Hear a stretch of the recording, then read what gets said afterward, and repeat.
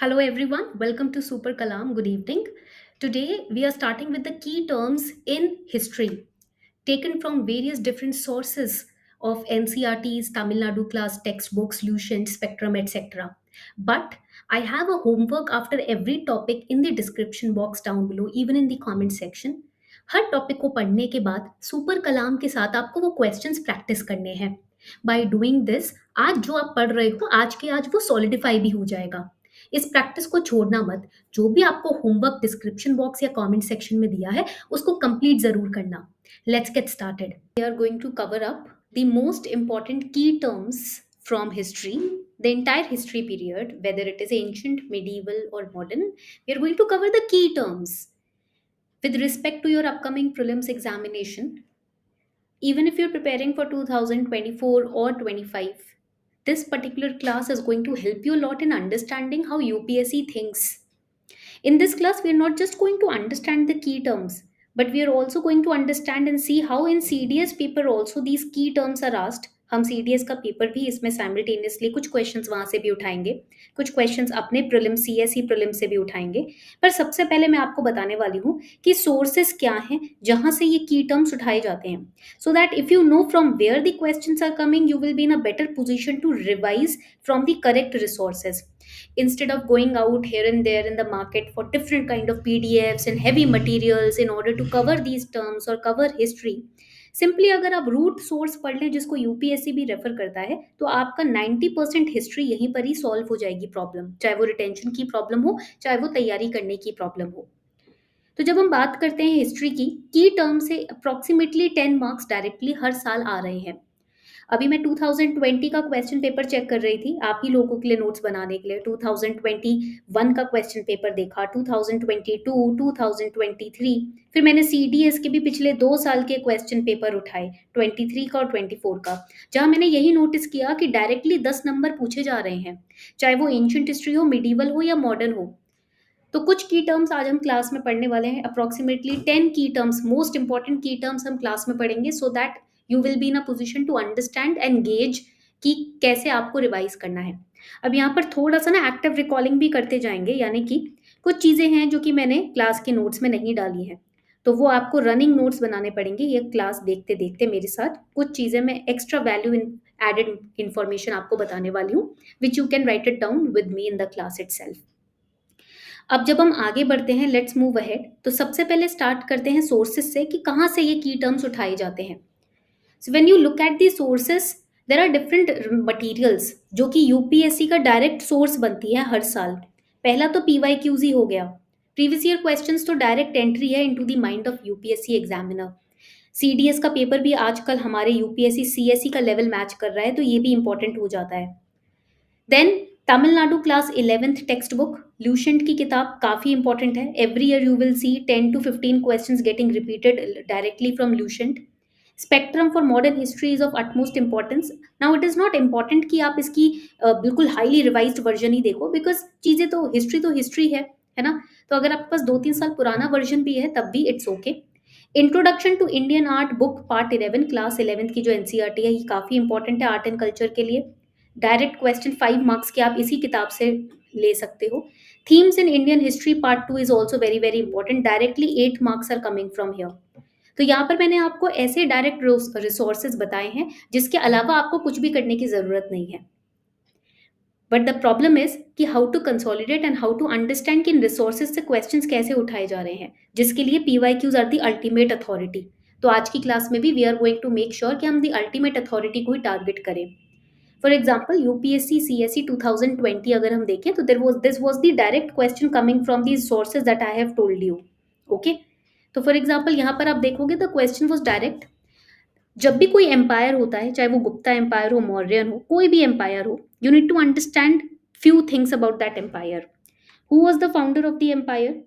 ये medieval history की मैं बात कर रही हूँ. Even in ancient history it applies because ये गुप्ता एम्पायर का क्वेश्चन है, so it applies to ancient history. Then you have to understand how the empire was administered, what was the major source of revenue in that empire, and what was the art and culture of that particular empire. तो ये कुछ चीज़ें हैं जिन पर आपको ध्यान देना होता है. आप चाहें तो you can write it down as well. Now from the Gupta empire there were two terms which were picked up, Kulyavapa and Drunavapa. and there were different kind of options that were given to us. Measurement of land, coins of different monetary value, classification of urban land, ये तो हो ही नहीं सकता, question ancient history से है, religious rituals. तो let us understand कि what exactly is kulyavapa and dronavapa. जब हम कुल्या वापा या द्रोणा वापा की बात करते हैं, इसका मतलब क्या होता है, मीनिंग क्या होता है, यहाँ पर ये वर्ड है वापा। This is very very important. Okay, तो let us understand. Correct answer तो इसका ए ही था, that is measurement of land. कुल्या वापा जो है, it means measure of land that could be sown with a kulya of seeds. Kulya basically is the quantity. ठीक है, and drona vapa means, it means amount of land on which a drona, that is measure of volume of seeds, could be sown. drona और kulya दोनों ही क्या है, measurement of the quantity of seeds that you are sowing. कितनी मुट्ठी भर है या 1/4 है, 3/8 है, कितने सीड्स है, कितने बीज हैं जो आप सो करने जा रहे हो, तो द मेजरमेंट ऑफ दो seeds is known as kulya and drona. But vapa जब आ जाता है तो ये लैंड मेजरमेंट से रिलेटेड हो जाता है कि उन सीड्स को, दो seeds will be sown at how much stretch of a land, or what stretch of a land, that will come under vapa term. इसलिए इसका नाम है कुल्या वापा एंड द्रोणा वापा। यहां तक आई होप क्लियर हो गई होंगी चीजें। Second important aspect over here is कि कौन से एम्पायर में इसको यूज किया गया, तो it was highly seen in the the Gupta empire. तो ये भी एक इंपॉर्टेंट एस्पेक्ट हो जाता है। चलिए अब इसी के अंदर फाइनली एक की टॉपिक उठाते हैं। अब इसके अंदर क्या की टॉपिक आ सकता है, Gupta empire is the key topic that we need to prepare if it comes to revising this question. Gupta empire का ही क्वेश्चन है, तो ये एम्पायर पढ़ना बहुत जरूरी है। तो यहाँ पर चलो मैं आपको सबसे पहले वापा वर्ड का मतलब समझाती हूँ। जब हम वापा वर्ड की बात करते हैं, इसका मतलब होता है सो, बोना। बोएंगे कहाँ, जमीन पर ही बोएंगे, है ना। गुप्ता पीरियड में there were many inscriptions where in these terms were measured. अब देखो गुप्ता एम्पायर के अंदर दो तरीके के यू कैन से डिस्टेंसेस हैं। शॉर्ट डिस्टेंसेस हो जाते हैं, तो in Gupta empire the short distances were a angula. अंगुला का मतलब होता है something which is approximately 3/4 inch. Then we have hasta. हस्ता क्या होता है, हस्ता को हम क्यूबिट भी बोलते हैं, स्टैंडर्डाइज डिस्टेंस है, ठीक है, 18 इंचेस बोल सकते हैं इसको। Now there is larger distance also. तो large distance how they were measured, तो larger distance were measured by adha vapa. आधा का मतलब क्या हो जाता है, half, approximately 3/8 to half a acre of land. Then second is Drona Vapa, which we have studied. Drona Vapa क्या होगा, Drona Vapa would be 1.5 to 2 acres of land. Then we will have C part Kulya Vapa. Kulya Vapa अगर आप देखोगे तो what exactly is Kulya Vapa? It is 12 to 16 acres of land. So the highest percentage or measurement is that of Kulya Vapa. ठीक है, यहाँ तक point clear हो गया। तो चलो एक टॉपिक तो हमने अच्छे से रिवाइज कर लिया in the Gupta empire. Now similarly let us move ahead towards the next topic.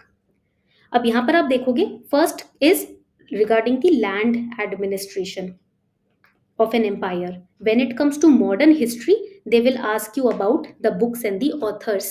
यहाँ पर आपका की टॉपिक हो जाता है किताबें और organizations, for example Hindustan Republic Organization, authors, these are the, and movements, these are the key topics which you have to prepare in modern history. You can write it down, this is very very important. ये मत सोचना कि बस इतना पढ़ लिया और हो गया, मैं आपको बेसिकली insights दे रही हूँ into the mind of UPSC examiner. When we look at this question, ये question CDS 2023 के पेपर में पूछा गया था, and we know that in CSE exam also, UPSC CSE में भी authors और books के questions कम से कम 2 आते हैं, that means 4 marks यहीं से आ सकते हैं। Who among the following is the author of the book बंदी जीवन? राश Bihari Bose, Veer Savarkar, Aruna Asaf Ali, Sachindranath Sanyal. Out of all these people, 2 people are highly in news. Veer Savarkar because a movie on his name has been created, and Sachindranath Sanyal because इन्हीं से related एक personality है जो कि news में आजकल चल रहे हैं। ठीक है, उनका नाम आप मुझे बताओगे इन दी कमेंट सेक्शन डाउन बिलो। ठीक है, सचिंद्रनाथ सान्याल जी के लाइफ से रिलेटेड एक और पर्सनैलिटी है which have been in news and he is working as in the PMO office directly. तो यू विल टेल मी कि who is that personality is in reality. अगर आपके दिमाग में नाम आ रहा है तो yes, it is Sanjeev Sanyal, right. इन्होंने मॉडर्न एंशंट हिस्ट्री में कैसे नेवीज काम करती थी एंड कैसे शिप्स बना करती थी, शिप बिल्डिंग टेक्नोलॉजी पर भी इन्होंने बात की है. So that is also important, ancient history की ship building technology. Okay. So when we talk about Sachindranath Sanyal, he wrote a book on Bandi Jeevan. Bandi means person who has been arrested or put behind the jail. Jeevan means life.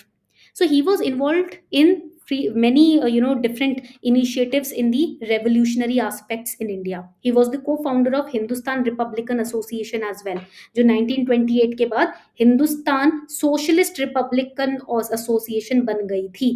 Why? To overthrow the Britishers.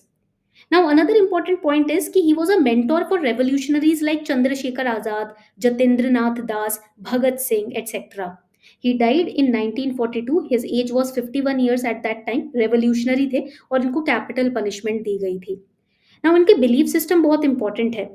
आपको पता है सान्याल जी ने और महात्मा गांधी जी ने काफी famous debate में participate किया था, जिसको यंग इंडिया नाम की मैगजीन में भी पब्लिश किया गया 1920 से 24 के बीच में. He used to argue against Gandhiji's gradualist approach. He was known for his very famous firm Hindu beliefs. Okay, so again this is very important personality. And then Veer Savarkar ji, देखो ऑप्शन से ही आपको नोट्स बनाने हैं. For example Raj Bihari Bose, why he was famous. Anyone who can tell me in the comment section कि Raj Bihari Bose ji famous क्यों थे. He was famous like Sachindranath Sanyal only. इनकी death 1945 में हुई थी. And he was a revolutionary who played a very important role in India's freedom struggle. Then we have Veer Savarkar, again the same person. Freedom struggle में इनका भी काफी इंपॉर्टेंट रोल है. अरुणा असफ अली, जैसे कि grand old man of modern history is known as, किसको बोला जाता है ग्रैंड ओल्ड मैन, जल्दी से बताना. उन्होंने ड्रेन ऑफ वेल्थ थ्योरी के बारे में भी किताब लिखी थी, ठीक है, पब्लिश भी की थी अपनी report. And then we have Dadabhai Naoroji, right. And Aruna Asaf Ali was the, कौन थी, इनको क्या बोला जाता है, ग्रैंड ओल्ड लेडी, ठीक है. इंडियन एजुकेटर भी थी and she was a political activist as well. Indian independence movement में एक एक्टिव पार्टिसिपेंट थी. तो यहाँ पर काफी सारे की टर्म्स आते हैं. एक हो जाता है Ghadar conspiracy, one is Hindustan republican association, then we have these leaders freedom fighters, and then हमें एक एक ऑप्शन भी यहाँ पर प्रिपेयर करना है. Let's move ahead. अब ये बहुत ही इंपॉर्टेंट है, मिडिवल हिस्ट्री से उठाया गया क्वेश्चन है और ये क्वेश्चन आपका CDS 2023 में आया था. भक्ति मूवमेंट आपको पता है की टॉपिक है मिडिवल हिस्ट्री का. Bhakti movement basically arose the you can say nature और कैरेक्टरिस्टिक और attribute of devotion among people. तो भक्ति मूवमेंट में different kind of forms of devotion और Bhakti emerged, different groups of devotees also emerged. Question is very direct, यहाँ पर की term पढ़ना बहुत जरूरी है. Which one of the following pairs denoting various forms of bhakti is not correctly matched? Correct, incorrect match निकालना है. सगुना भक्ति मीन्स भक्ति मूवमेंट में वो फॉर्म भक्ति का, डिवोशन का, जिसके अंदर आप भगवान को एक मूर्त देते हो. For example if you worshipping Krishna, so you are worshipping a form और the statue of Krishna, that is a sagun form of bhakti when you are associated with personal god, with form, with characteristics, with features just like you have, ठीक है. Then nirgun form of bhakti means when you are believing in God without attributes. कि there is a very bright dot of light which is God. Alvars क्या होते हैं? Alvars basically वो थे जो कि विष्णु डिवोटीज थे, लॉर्ड विष्णु नारायण के भक्त थे. But they are writing believed in devotion of Shakti. No, वो तो आपके शाक्ताज होते हैं. Who believe in Shakti, they are known as Shaktas. Please write it down. They believe in Shaktism. They worship mother goddess nature. Then we have next Nayanars. Nayanars कौन है? Nayanars basically believed in devotion of Shiva. Those are Nayanars. So this is correct. Alvars वाला point गलत हो जाता है यहाँ पर. आपको पता है there were total 12 Alvars, including a women saint called Andal. ऐसे ही Nayanars में 63 Nayanars हैं जिसमें women saint थी बहुत ही famous, Karaikal अम्माइयर. Their hymns were known as Tevaram. Alvars के hymns को बोला जाता था नलाईरा Divya Prabandham. Okay, Divya Prabandhan means collection of very saintly, very you can say godly songs and hymns. Okay, तो ये हमने यहाँ पर अच्छे से पढ़ लिया. तो भक्ति मूवमेंट में भी form of devotions you have to study. आपको पता है नव विद्या भक्ति भी बोला जाता है. नव विद्या Bhakti means 9 form of devotions, how you can express your devotion to your god. Coming on to the next important term. अब देखो ये वाला आराम से तमिलनाडु की किताब से, क्लास 11th की बुक से आप पढ़ सकते हो. तमिलनाडु क्लास 11th की बुक में मेंशन्ड है वट्टा किरुतल. Vatta Kirutal is mentioned in Sangam age. तो हमने की टॉपिक निकाल लिया यहाँ पर. What is key topic? We need to study Sangam age. Sangam age का art and architecture, temple architecture, administration is very important. So what is Vatta Kirutal? Basically, UPSC 2023 में एक क्वेश्चन पूछा गया. It means a king defeated in a battle committing ritual suicide by starving himself to death in order to maintain their honour and prestige. हम किसी के हाथों नहीं मरेंगे, हम भूखे रहकर अपने मौत को बुलावा देंगे, but we won't be, because to make sure that our honour and prestige are safe, we will not let anyone else behead us. So they were prepared to meet their end by facing the north, which is known as Vatta Kirutal, by starving till death once they have lost a battle. तो इसको हम बोलते हैं Tamil martial का एक part. Prestige और honour को बचाने के लिए किसी के हाथों नहीं मरना, बट अपने आप का ही देह त्याग करना. Okay, deh means body. So that was the practice of vatta kirutal. आगे बढ़ते हैं. Now again medieval history. ये आप लूशन से आराम से इसको कवर कर सकते हैं. In medieval India the term fanam refer to, basically आप इसको कवर कर सकते हैं अपनी एनसीईआरटी टेक्स्ट बुक्स के भी through. Class 11th class 12th, very easy topic. Directly NCERTs में ये टर्म्स मेंशन है. अगर आप एनसीईआरटीज पढ़ रहे हैं, it will become very easy to detect these questions. In medieval India the term fanam refer to clothing, coins, ornaments और weapons. तो फनम का मतलब हुआ करता था कॉइन्स. और ये कौन से एम्पायर से रिलेटेड है? की टर्म यहाँ पर, की टॉपिक क्या आ जाएगा? की टर्म तो समझ आ गया. Key topic is the Vijayanagar empire. It is the Vijayanagar Empire. That is the key topic over here. Vijayanagar Empire basically was the main source of, इनके जो main source of income था वो land revenue था. जैसे कि मैंने आपको starting में भी बताया, any empire you have to study administration, major source of revenue from where it is coming, and you have to understand कि भाई इसके फाउंडर कौन थे. तो विजयनगर एम्पायर का मेन सोर्स ऑफ इनकम आती थी लैंड रेवेन्यू से, बिकॉज फिड्यूटरीज बहुत थे ना, सामंतवाद बहुत थे यहाँ पर. That is why land was very important for them. And there was a regular unit of currency जो कि ट्रेडिंग के लिए साउथ इंडिया में यूज किया जाता था, which was known as fanam. Fanam and panam, there are two terms and both of them means money. और केरला में इन मलयालम लैंग्वेज इनको फनम पनम बोला जाता है. Okay, so that is why the correct answer is coins. I hope अभी तक आपको ये समझ आ रही है बात कि जो भी चैप्टर आप पढ़ रहे हो उसमें की टर्म्स जो आते हैं उसको इग्नोर नहीं करना. You have to pick it up, make a small diary और even in your history registers just write these terms down. इसका मीनिंग लिखते जाओ. फनम पनम पढ़ते वक्त चैप्टर्स में जरूर आते हैं ये words. So if you writing their meanings down, it will help you to answer these kind of direct questions, जिससे आप फ्री के मार्क्स निकाल सकते हो. Similarly, in history book of class 11th and 12th, in the Sayyid dynasty, you have this term called Kulhadaran. With reference to Indian history, who of the following were known as Kulhadaran? Arab merchants, Qalandars, Persian calligraphists और Sayyids. So it is Sayyid dynasty. ये आपने movies में भी काफी देखा होगा. This is known as kuladaran. जो भी इनको पहनता है उसको कुलादरन बोलते हैं. This is a pointed cap. During Delhi Saltanat it was used in a large quantity and the wearer of this cap is known as kuladaran. जो इसको पहनेगा उसको कुलादरन बोलते हैं. वॉरफेयर के दौरान इस कैप को राजा लोग पहना करते थे, वॉरियर्स, हेड सोल्जर्स पहना करते थे. It's a very distinctive cap which shows your you can say your position, your post among the people. And it was worn by the Sayyid dynasty soldiers, high ranking soldiers and kings. So basically it's a practice of wearing a cap जिसका जो pointed नोक है, and it shows the symbol of their noble lineage. कहते हैं कि ये अल्लाह की तरफ point कर रहा है, उनके noble lineage को दर्शाता है. Sayyids were the people who claimed descent directly from the Prophet Muhammad. So that is why ये इनके dignity का, prestige का source हुआ करता था during the battlefields. Now coming on to the next very important question. ये question मैंने उठाया है CDS 2024 से.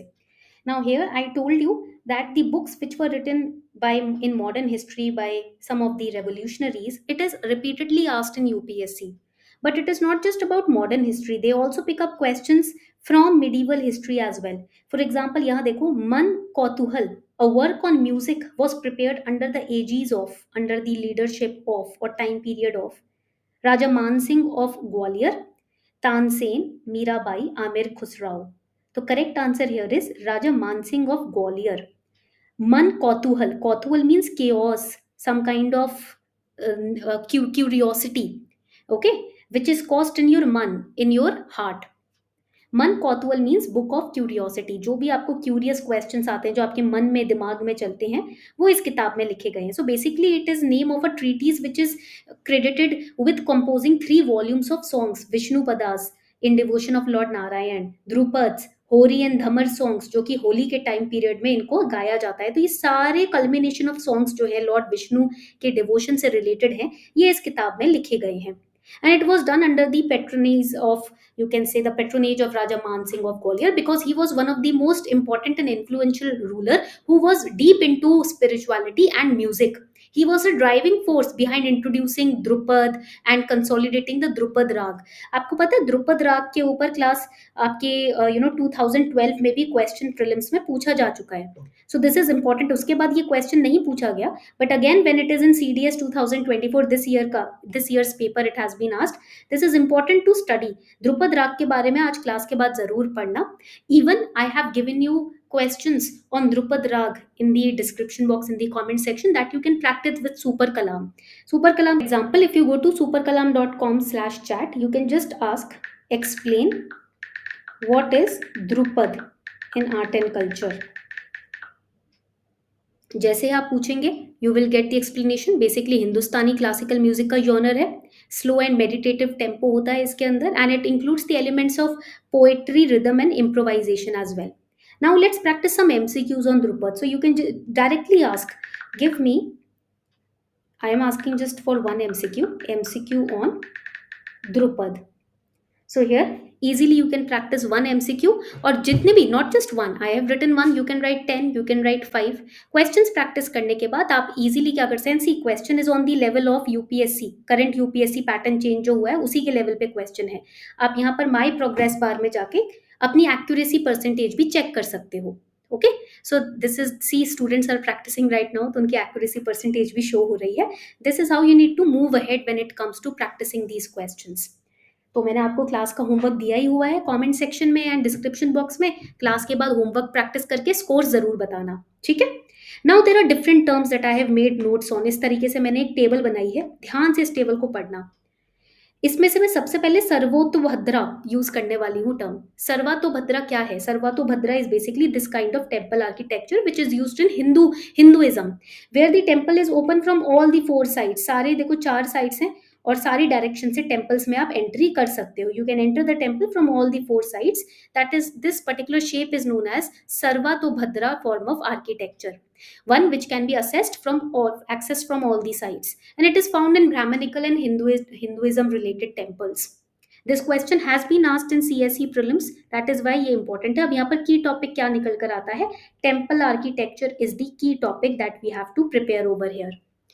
Then we have the term पाही काश्ता. अब ये टर्म पता है कहाँ से लिया गया है? क्लास 11th की NCERT से उठाया है ये टर्म, डायरेक्ट टर्म है. पाही kashta basically are 2 kinds of peasants. एक होता है खुद काश्ता, एक होता है पाही काश्ता. Khud kashta is the resident of village in which they held their lands. मतलब जिस गांव में रह रहे हो, you are living in this village, your lands will be in this village itself. Pahi kashta means you are not living in that village, non-resident cultivators. You are living in village A, but your land is in village B. You are cultivating land in village B. That is पाही काश्ता, बाहर का इंसान, बाहर का farmer. Then we have Diwani Risalat. Diwani Risalat basically means department of religious affairs. देखो ये medieval history का part, even in modern history, because Mughal empire में भी ये यूज किया गया है term. It was headed by the chief sadr और sardar. And during the Mughal empire ना there was another department called the judicial department, जिसके हेड को बोला जाता था chief qazi. Qazi were judicial, basically they use to upheld the religious laws. And then we have Diwani Insha. Department of Correspondence was known as Diwani Insha. So these kind of departments in Mughal Empire that you are studying and revising in history are also important. अब ये जो important question है ये CDS में पूछा गया है. CDS 2024 question is very important. See over here. Who propounded Kashmir Shaivism? Correct answer is Vasu Gupta. Vasu Gupta propounded Kashmir Shaivism. But what exactly is Kashmir Shaivism? Let us understand that, because it has been in news a lot. क्योंकि अभी क्या हो रहा है, temple restoration work चल रहा है, and our honourable prime minister he visited many temples from north to south. तो उसमें से कुछ टेम्पल्स आपके नॉर्थ साइड के भी आए थे which belong to Kashmir Shaivism, which is also known as the Trika Shaivism, जिसमें tantra form of worship of Shiv and Shakti is done. That is the school of Trika Shaivism. Trika basically means trinity. Please write it down. इसका मतलब Trinity होता है. Now ये जो इस तरीके की जो ट्रिनिटी है ना, ये ओडिशा महाराष्ट्र में भी देखी जाती है. It originated in Kashmir after 850 century से सीई. तो Kashmir Shaivism is not just limited to Kashmir, it also can be seen in Maharashtra and Odisha. Plus north में भी इसका काफी डाउन डाउन टूवर्ड्स, अगर हम नॉर्थ में देखें, सेंट्रल के टाइम एरिया में या डेक्कन रीजन में देखें, वहां पर भी आप देखोगे इस तरीके का टेम्पल, इस तरीके की religious worship is done, can be scene. So this was your class for today. ये थी हमारी आज की काफ़ी इंटरेस्टिंग क्लास. कोशिश ये कीजिएगा कि जो आप मैंने रनिंग नोट्स बनाए हैं उसको आपने साथ साथ बनाया हो, लिखा हो. क्लास के नोट्स आपको ज़रूर मिलेंगे, उसकी टेंशन आप मत लीजिएगा, बट ये सोर्सेज ज़रूर रेफर कीजिएगा. You can either take a screenshot also of these sources.